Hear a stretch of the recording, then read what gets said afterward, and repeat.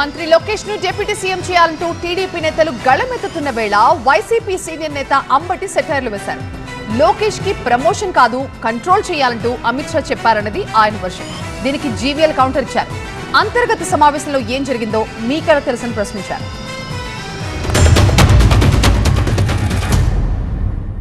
పవన్ కళ్యాణ్ గారిని ఉప ముఖ్యమంత్రిగా చేయమని బీజేపీ కోరింది, అమిత్ షా గారు కోరారు. దాని మీద మీరు గత్యంతరం లేని పరిస్థితుల్లో ఉప ముఖ్యమంత్రిగా పవన్ కళ్యాణ్ గారిని పెట్టారు. ఇవాళ మీరేం చేస్తున్నారు?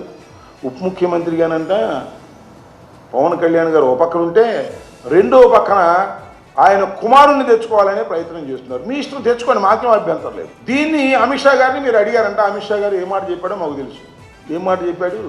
ఏమండి చంద్రబాబు నాయుడు గారు, మీ ఓడిని కాస్త కంట్రోల్లో ఉండమనయ్యా, ఎక్కడ పడితే అక్కడ ఏళ్లు పెడుతున్నాడు, ప్రభుత్వానికి చెడ్డ పేరు వస్తుంది, ఉప ముఖ్యమంత్రి లేదు, ముఖ్యమంత్రి లేదు, కాస్త ఆగండి, మీ స్పీడ్ తగ్గించండి, మీ అబ్బాయి స్పీడ్ తగ్గించండి, మీ అబ్బాయి ఎక్కడ పడితే అక్కడ వసూలు కార్యక్రమాల్లో నిమగ్నమైపోయి ఉన్నాడు, కాస్త జాగ్రత్త చేసుకో నాయనా అని ఒక మంచి సలహా ఇచ్చాయంట.